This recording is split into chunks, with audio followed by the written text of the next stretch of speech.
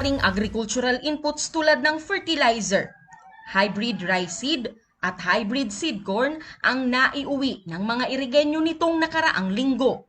Isinagawa kasi ang 4-in-1 activity ng City Agriculture Office kung saan nagkaroon ng mass distribution ng agri inputs at pamamahagi ng mahigit 70,000 fingerlings. Ipinaabot na rin ng City Agri sa mga magsasaka ang insurance subsidy mula naman sa Philippine Crop Insurance Corporation. Na dakulan po ang recipients kang PCIC checks. Iyo po ini ang mga na-distroso po, may mga naglapa and mga peste and ang iba po sa bagyo pa.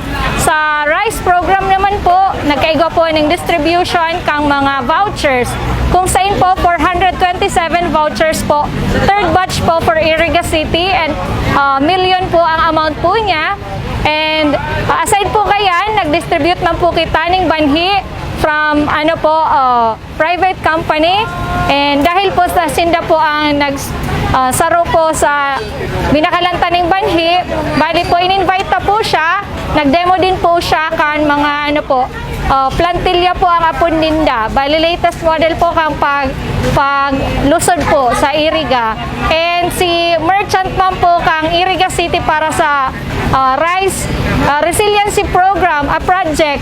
Yaon man po si Orsine, yaon po digdi kaya pag-distribute na po kang voucher, insigida po may na po siya, abono. Kaya parte pa ito ng rehabilitation program ng pamahalaang panlungsod na layong matulungang makabangon ang bawat magsasakang Irigenyo. Aramtaman po itong nakaaging cropping pa lang, medyo namierdean sa tuyang mga paraoma because katong mga raot sa panahon, of course, ang typhoon na nakaagi. So at least nakabawi po sindaning kadikit, maski kadikit po digdi po sa Philippine Crop Insurance Corporation. So dakulang tabang man po giraray. And siring man po sarong kapasalamatan ka sa tuyang mga paraoma na naka-receive na naman po sindaning pantanom na seeds na kung saan pagkamahal-mahal po talaga kayan. Ang sarong bag is minakantidad 5,000 pesos. Iyo po iyan ang sinasabing mga genetically modified varieties ng corn wherein talagang pagkamahal-mahal ang presyo. Panauhin sa aktibidad si former City Councilor Madel Yorobe Alfelor. Kaya malaka-importante makakiging kukan ng sektores ninyo. Kaya isa sa magayon na programa kanang lokal na gobyerno sa pamamayo ni Mayor Madel Alfelor na masuportaran na lang. Samantala, bago ito, inulunsad na rin ng pamahalaang panlungsod at City Agri Office ang proyektong Baratong Manok para sa Irigenyo. Mahigit 7,000 manok ang naibenta sa halagang 90 pesos lang kada kilo.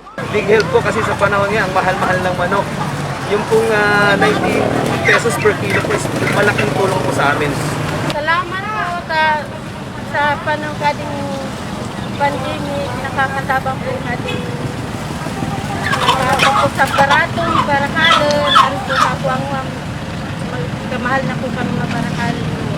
Sana po ba po sila mga naaldo, hindi mga susunod pa na aldo, mag-aago pa sila ibang programa. Tanganin kong matabangan sa mga kasalig na tabo sa kanyang mga bangan.